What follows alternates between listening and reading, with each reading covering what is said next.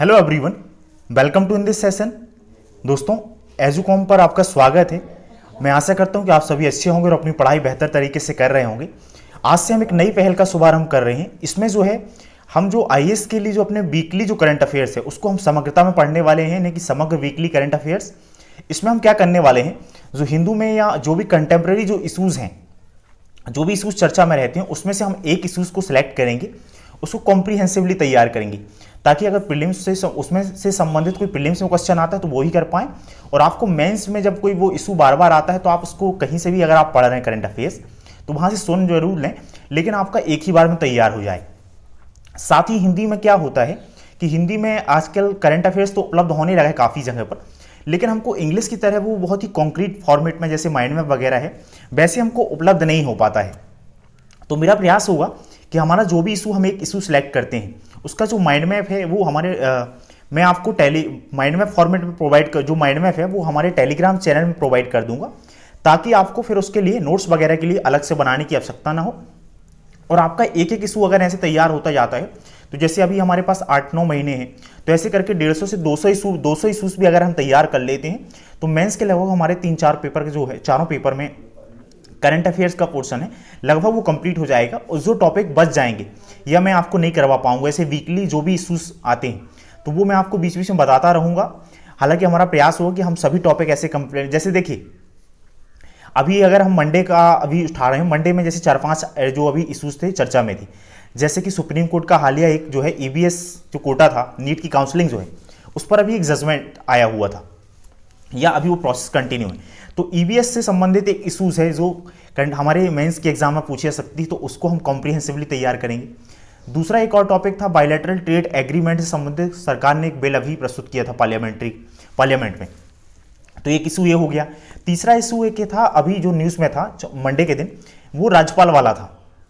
यानी अलग अलग राज्यपाल अगर आप देखें राज्यों में तो राज्यपाल और मुख्यमंत्री के बीच में जो है टसल चलती रहती है। तो इनसे संबंधित जो हमारा संवैधानिक जो इश्यूज उससे उत्पन्न होता है, या हमारी उससे विधायिका के बीच में और जो एग्जीक्यूटिव जो हेड हैं और जो अपॉइंटेड हेड है राज्यपाल, उनके बीच में क्या टकराव होता है और उससे क्या इश्यूज हैं, उनके बीच में क्या कानूनी प्रक्रियाएं वगैरह हैं, तो वो एक इश्यूज है राज्यपाल वाला। तीसरा एक यूनिफॉर्म सिविल कोड से संबंधित मामला है। तो आज जो हमने मंडे के लिए जो सिलेक्ट किया था, अभी हालांकि आज हम ये वेडनेसडे है, इस पर डिस्कशन कर रहे हैं, लेकिन हम पर डे अब एक जो वीडियो बनाएंगे और एक इशू सिलेक्ट करेंगे उसी दिन का। तो अभी हमारा कल का जो पेंडिंग वाला था, तो कल मैंने फर्स्ट डे था तो अभी थोड़ा हम डिले हो गए हैं, इसमें हम जो कर रहे हैं बाकी हमारा पर डे का एक इशू जो हम सिलेक्ट करेंगे। आज का जो हमारा इशू है, मैंने यूनिफॉर्म सिविल कोड का सिलेक्ट किया हुआ है। इसमें देखिए 4 जो डायमेंशन हम इसमें जो इसकी एक 4 डायमेंशन में हम डिस्कस करेंगे। एक तो इसका बैकग्राउंड क्या है, यानी कि पृष्ठभूमि क्या है, अर्थात हिस्टोरिकली क्या डेवलपमेंट थोड़ा बहुत हुआ है, और यूनिफॉर्म सिविल कोड से संबंधित संविधान में क्या प्रोविजन है। फिर हम इसके फेवर में कौन कौन से आर्ग्यूमेंट आ सकते हैं उस पर चर्चा करेंगे, क्या लिखा जा सकता है मैं इसमें, इसके जो विपक्ष में कौन कौन से तर्क दिए सकते हैं इसको लागू ना करने के पक्ष में, और साथ ही इसमें आगे की राय क्या हो सकती है, कंक्लूजन। तो इन 5 जो डायमेंशन है इस पर हम चर्चा करने वाले हैं। चलिए हम आगे बढ़ते हैं। जो हमारा पहला जो हम डायमेंशन उठा रहे हैं इसमें, इसका देखिए माइंड मैप मैं आपको प्रोवाइड कर दूंगा। इसका जो हमारा पहला जो हमने डायमेंशन है, जैसे कि पृष्ठभूमि है।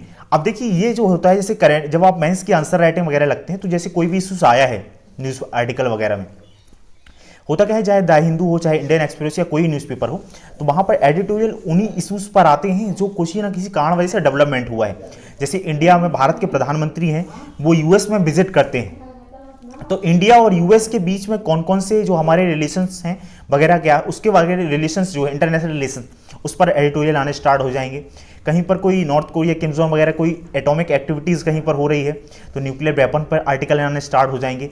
सिक्योरिटीज़ पर अगर कुछ डेवलपमेंट हुआ है, कहीं अगर पुलिस और जैसे अभी 2-3 राज्यों के बीच में पुलिस के बीच में अगर कुछ ऐसा टकराव चल रहा है तो फिर इंटरनल सिक्योरिटी पर आर्टिकल स्टार्ट होगा। तो इस तरीके से आता रहता है। तो हमारा प्रयास ये होता है यूपीएससी में जो सिलेबस से अटैच जो भी रिलेटिव मैटर्स हैं उस पर हमारे पास समग्रता से एक संक्षिप्त नोट्स हो और उस इश्यूज की हमको समझ हो कॉन्क्रीट, ताकि हम मेंस में लिख सकें और इंटरव्यू वगैरह में हमसे पूछा है तो बता सकें।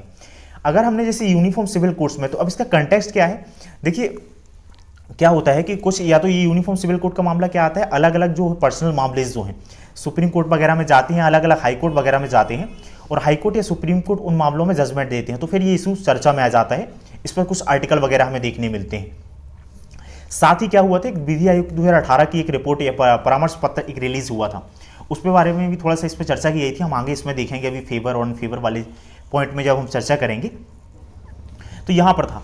और साथ ही तो इसको लिखने का एक पर्पज़ ये भी होता है कि जब मेंस की अगर हम आंसर राइटिंग वगैरह करते हैं, तो अगर आपके पास कोई कॉन्क्रीट डेटा वगैरह नहीं है किसी चीज़ से रिलेटेड या डेफिनेशन वगैरह, तो आप लिख देखते हैं कि ये इशू इस वजह से चर्चा में था, इस तरीके से भी आंसर स्टार्ट कर सकते हैं। हालांकि चर्चा में रहने के कुछ अलग अलग वजह भी होते हैं। क्या होता है, कुछ ठरकी किस्म के लोग होते हैं, वो खाली बैठे हैं अगर, तो उन्होंने कोई सुप्रीम कोर्ट वगैरह में कोई याचिका लगा दी। हालांकि कुछ बुद्धिजीवी भी होते हैं, इंटेलेक्चुअल पर्सन, और उनको लगता है कि बदलाव होना चाहिए अब चीज़ों को लेकर, तो वो PIL वगैरह लगाते हैं। इसकी वजह से भी ये इशूज़ चर्चा बना रहता है। देखिए, ये जो यूनिफॉर्म सिविल कोड्स, अगर हम सबसे पहले बात करें कि यूनिफॉर्म सिविल कोड्स है क्या, या एक समान नागरिक संहिता, तो देखिए क्या है, भारत के सभी नागरिकों के जो व्यक्तिगत मामले हैं, जैसे कि यहां पर आप देख पाएंगे, ये तीसरी लाइन है यहां पर, कि भारत के सभी नागरिकों के जो व्यक्तिगत मामले हैं, जैसे विवाह है, शादी है, तलाक है, और दत्तक यानी कि जो चाइल्ड एडॉप्शन वगैरह है, और साथ ही जो हेरिटेज में हमको संपत्ति मिलती है बच्चों को, तो ऐसे जो मामले हैं जैसे कि व्यक्तिगत मामले, उन पर जो एक रूपता लाने से है, यूनिफॉर्म सिविल कोड का आशय जो है, इन सभी मामलों में एक रूपता, व्यक्तिगत जो भारत के सभी नागरिकों के जो व्यक्तिगत मामले हैं, जैसे कि विवाह विच्छेद, दत्तक ग्रहण या विरासत के मामले। देखिए, मैंने यहाँ पर बहुत ही संक्षिप्त में लिखा है, अगर आप कोई मैगजीन वगैरह देखेंगे या बुक्स वगैरह मेथड में देखेंगे, तो कई बार जो है बड़ी बड़ी डेफिनेशन दी जाती है, लेकिन एक तो ये माइंड में फॉर्मेट में है, तो हमारा प्रयास होगी हम बहुत ही कॉन्क्रीट और संक्षिप्त लिखें।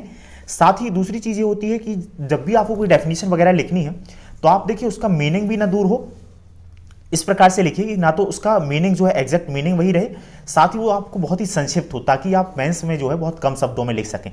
तो भारत के सभी नागरिकों के जो व्यक्तिगत मामले हैं, जैसे कि विवाह है, तलाक है, यानी कि हिंदी में, शुद्ध हिंदी में बोलते हैं विवाह विच्छेद, दत्तक ग्रहण एवं विरासत के जो मामले हैं, उनमें एक रूपता लाने से है। और जो देखिए हमारे जो DPSP हैं, जो कि इन्फोर्सबल नहीं है, अर्थात उनको कोई अगर उनका राज्य अगर उनको लागू नहीं करता है, तो कोई नागरिक इसलिए नहीं जा सकता है। हालांकि कुछ उसके अपवाद हैं कि DPSP का राज्य जो है उनका प्रवर्तन नहीं करा रहा, तो न्यायालय नहीं जा सकता है, ऐसी फंडामेंटल राइट्स के साथ है। तो आर्टिकल 44 में जोड़ दिया गया था कि राज्य संपूर्ण भारत के राज्य क्षेत्र में नागरिकों के लिए एक समान नागरिक संहिता को सुनिश्चित करने का प्रयास करेगा। अर्थात भारत में रहने वाले सभी नागरिकों के लिए एक समान नागरिक संहिता, यानी कि उनके जो व्यक्तिगत मामले हैं, जैसे कि हमने डेफिनेशन में देखा, उनमें एक रूपता लाने का प्रयास करेगा। अब देखिए DPSP में क्यों जोड़ा गया था, थोड़ी सा और अगर हम पहला वाला पॉइंट यहां पर देखें, इसके बाद अगर हम जो है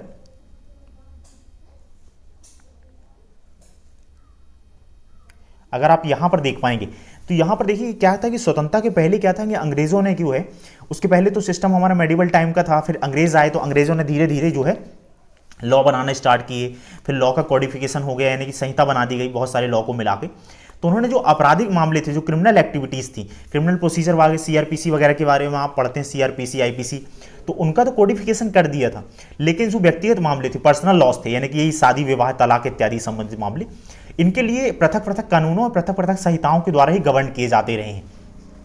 और देश आज़ादी के टाइम पर जब संविधान बनाया जा रहा था, तो क्योंकि उस समय क्या है कि हमारे यहाँ पर जो हिंदू जो भारत और पाकिस्तान का जो विभाजन था, उसको चीज़ों में ध्यान में रख के और माइनॉरिटीज़ के जो हित हैं उनका संरक्षण किया सके, इसके लिए जो क्या है उनको थोड़ा सा अपने परंपरा और उनके हिसाब से संविधान में थोड़ा सा प्रोविजन दिया गया।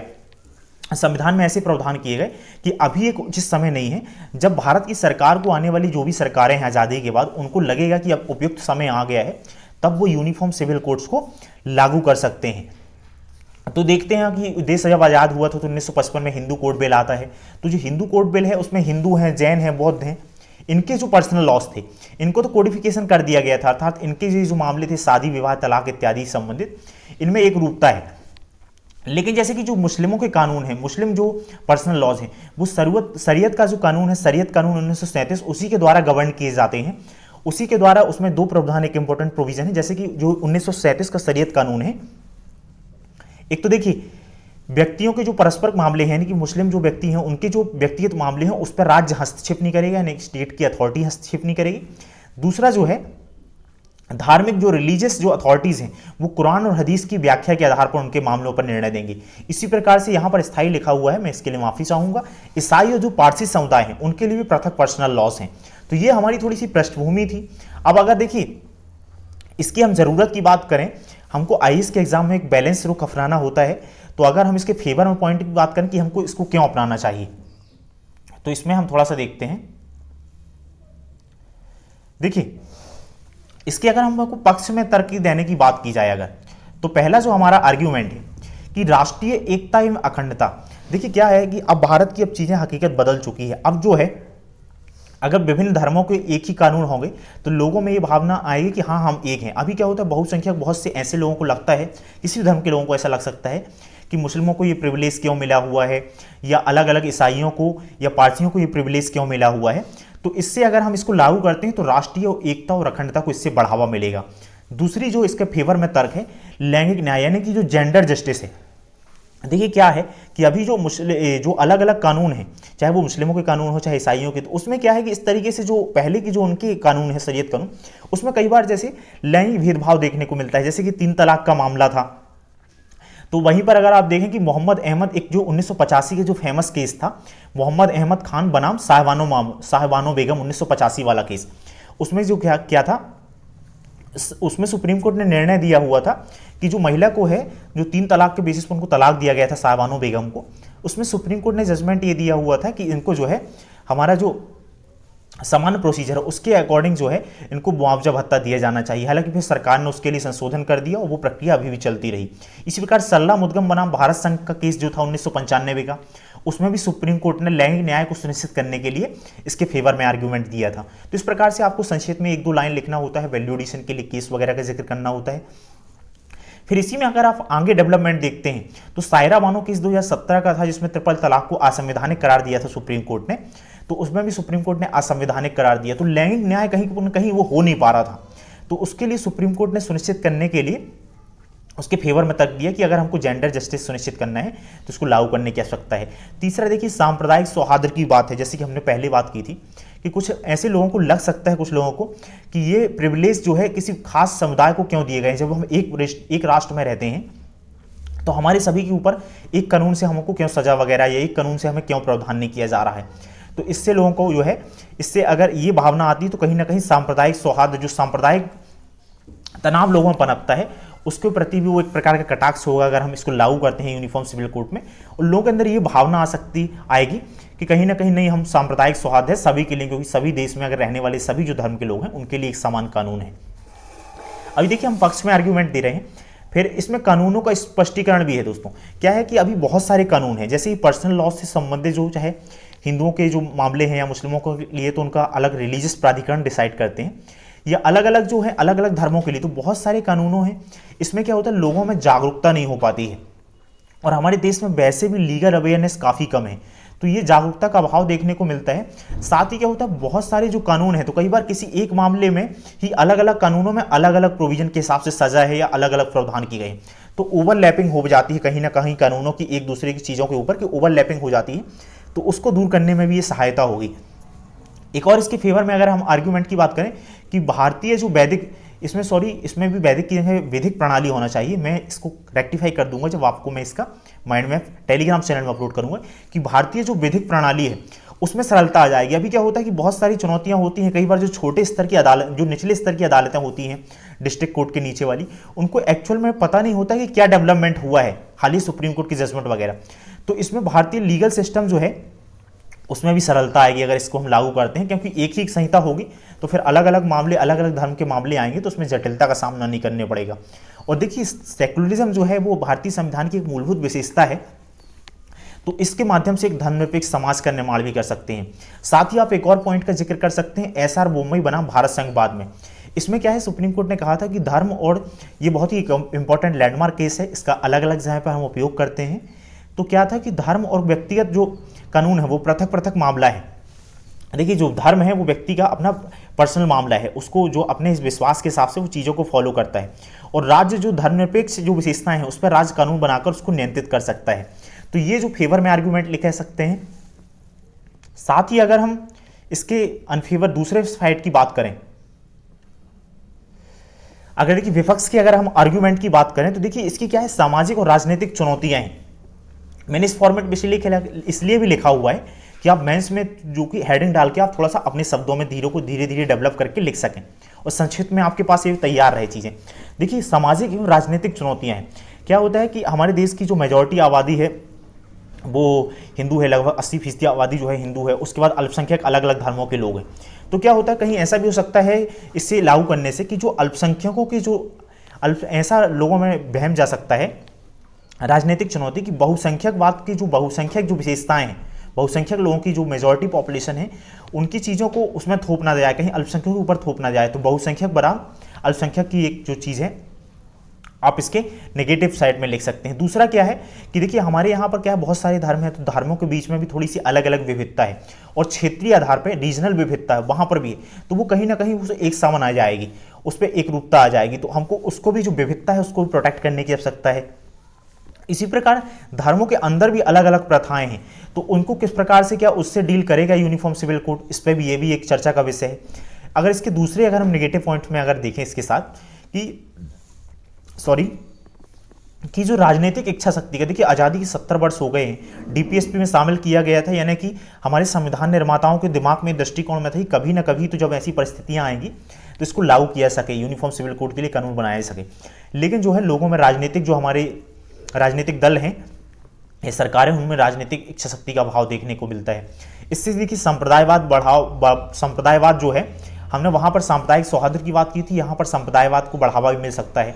अल्पसंख्यक लोगों को ऐसा लग सकता है कहीं ना कहीं मेजॉरिटी कानूनों को तो नहीं थोप दिया गया है। इसके बाद ही यूसीसी के बारे में देखिए अभी गलत सूचना का है। कई बार क्या है कि जैसे अभी सीए कानून वगैरह आया था तो उसके बारे में मिस इन्फॉर्मेशन बहुत ज़्यादा फैल गई थी और फिर विरोध वगैरह होते हैं, तो राष्ट्र की जो हमारी निरंतर विकास यात्रा है कहीं ना कहीं उसमें बाधा होता है। तो अभी जो है गलत सूचना का प्रसार बहुत ज़्यादा है इस मामले में, तो हमें उसको भी कर्व करना होगा।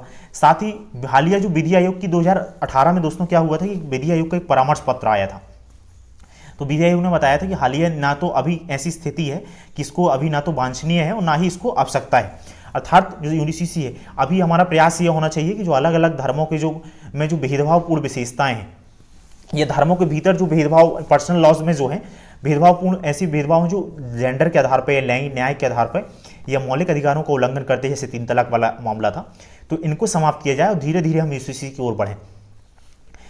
एक और अगर हम इसके अनफेवर में चीज़ें देखें कि शक्तियों का वर्गीकरण क्या है दोस्तों, कि जो हमारा फंडामेंटल राइट्स है अनुच्छेद 25 से लेकर 28 तक और फिर 29-30 भी जो है अल्पसंख्यक संस्कृति वगैरह का प्रिजर्व करने का अधिकार जो है, संरक्षण का अधिकार, उसमें क्या है कि वो फंडामेंटल राइट्स है। और डीपीएसपी क्या है कि डीपीएसपी के ऊपर फंडामेंटल राइट्स का वजन ज़्यादा है।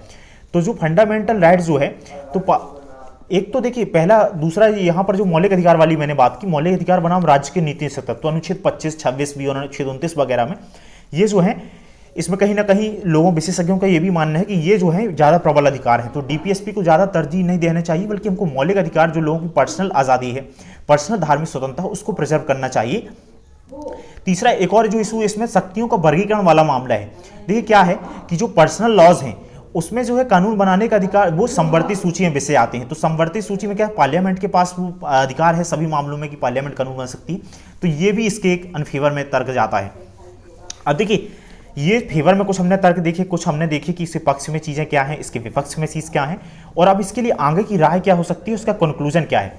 तो देखिए आगे की राय क्या है कि हमको आगे क्या किया जाना चाहिए, या साथ ही आगे की राय में अगर जैसे कि हमने देखे और इसके बारे में ऐसे दोस्तों जो इश्यूज़ हैं इन पर आपको एक पर्सनल अपनी राय भी बनाने की आवश्यकता है। अभी से आप बना सकते हैं, थोड़ी और मेच्योरिटी के हो सकता है कि मेच्योरिटी जब आपके अंदर आए तो आपकी राय बदल सकती है, ताकि इंटरव्यू में पर्सनालिटी टेस्ट जब आपका होता है तो वहाँ अगर आपसे पूछा जाए तो आप क्लियर कट राय रख सकें और उसके फेवर में अपने आर्ग्यूमेंट दे सकें। तो देखिए जो इन्फॉर्मेशन है शिक्षा और संचार के माध्यम से अनुच्छेद 44 के बारे में हमें अभी जागरूकता फैलाने की आवश्यकता है। साथ ही जो व्यक्तिगत कानून है यानी कि जो पर्सनल लॉज है उसमें हमको इस तरीके से अभी उसमें सुधार की आवश्यकता है कि जो विविधता है विभिन्न धर्मों के बीच में उसको प्रोटेक्ट किया सके, और साथ ही वो इस तरीके से भेदभाव भी ना हो और मौलिक अधिकारों का भी सभी नागरिकों को संरक्षण हो जाए। ऐसा ना हो कि अभी अगर यूनिफॉर्म सिविल कोड नहीं है तो महिलाओं के मौलिक अधिकारों के या किसी धर्म या संप्रदाय विशेष के मौलिक अधिकारों का उल्लंघन हो, तो हमको इस पर ध्यान देने की आवश्यकता है। और देखिए यूसीसी का जो हमारा पहले भी मैंने चर्चा की, जो हमारा कि जो विधि आयोग है उसने बोला था कि ना ही यह आवश्यक है और ना ही अभी यह वांछनीय है। विधि आयोग का एक परामर्श पत्र था 2018 को, उसमें ये बात की गई थी। और देखिए एक इसके आगे की राय में हमको यह भी लिख सकते हैं कि एक आदर्श यूसीसी ऐसा हो जिसमें व्यक्तिगत कानून हो, जो सभी धर्मों के जो व्यक्तिगत कानून है उनके जो बेहतर तत्व हैं, सर्वोत्तम तत्व हो, उसका समावेश हो। अगर हम इसके फाइनली अगर इसके कंक्लूजन की बात करें तो कंक्लूजन में हम क्या लिख सकते हैं, देखिए यहाँ पर बड़ा कंक्लूजन है लेकिन आपको संक्षिप्त में लिखना है और एक स्टैंड के साथ आप लिख सकते हैं। पर्सनली आपका क्या स्टैंड है, आप इसके फेवर में है या अगेंस्ट में खड़े हैं, लेकिन आपको इस तरीके से लिखना है कि वो आपका एक बैलेंस आर्ग्यूमेंट हो, बहुत ही लॉजिकल और रैशनल हो। कहीं ऐसा ना हो कि आप किसी आपका जो परसेप्शन है, पहले से परसेप्शन है किसी धर्म विशेष के प्रति, व्यक्ति विशेष के प्रति या किसी समुदाय विशेष के प्रति, आप उसके आधार पर लिख रहे हैं। देखिए भारत क्या है, एक धर्मनिरपेक्ष या पंथनिरपेक्ष लोकतंत्रात्मक गणराज्य है और धार्मिक स्वतंत्रता क्या है, हमारी संस्कृति का एक मूल तत्व रहा है एंशियंट टाइम से ही। साथ ही जो मानव अधिकार और मानवीय गरिमा को क्षति पहुंचाने वाली जो भी प्रथाएं हैं उन पर हमको प्रतिबंध लगाने की आवश्यकता है। अर्थात किसी भी धर्म के भीतर ऐसी प्रथाएं जो मानव अधिकार हैं या साथ ही मानवीय गरिमा को जो ठेस पहुंचाती हैं उन पर रोक लगाने की आवश्यकता है, चाहे वो कोई भी धर्म हो। ऐसी इसलिए इस प्रकार से हमको एक ऐसी एकीकृत संहिता की आवश्यकता है जो लोगों की सोशल सुरक्षा प्रदान कर सके, सामाजिक सिक्योरिटी दे और राष्ट्रीय एकता और अखंडता को बढ़ावा दे। तो इस तरीके से आप इसका कंक्लूजन लिख सकते हैं। देखिए धीरे धीरे हमारा प्रयास होगा कि हम वीडियो को संक्षिप्त करें, शॉर्ट करें और 10 मिनट में ही फिनिश करें। आज शुरुआत में हमारी जो इनिशिएटिव है उसके बारे में थोड़ी सी चर्चा में भी टाइम लगा। नेक्स्ट जो है आज के हमारे जो इशूज़ हैं उस पर बेसिस जो हमारा एक आर्टिकल है वो हम आज ही या कल डिस्कशन कर लेंगे। इस तरीके से हमारा एक एक इशूज़ जो है हम मेंस के लिए कॉम्प्रिहेंसिवली तैयार करते जाएंगे और साथ ही जैसे राज्यपाल का इशूज़ है यूसीसी का, तो प्रीलिम्स में भी अगर रिलेटेड क्वेश्चन आते हैं तो हम उसको भी डील कर सकें। इस तरीके से हम समग्रता में एक इशू डेली कवर करने वाले हैं। तो थैंक यू दोस्तों, थैंक यू सो मच। और अगर आपको लगता है कि बाकी में हिंदी माध्यम के स्टूडेंट्स के लिए ये सीरीज़ काफ़ी बेनिफिशियल है, इस तरीके से माइंड में आपको काफ़ी हेल्पफुल हो सकते हैं, तो आप मुझे कमेंट बॉक्स पर लिख सकते हैं और लोगों को वीडियो साझा कर सकते हैं। थैंक यू दोस्तों, थैंक यू सो मच।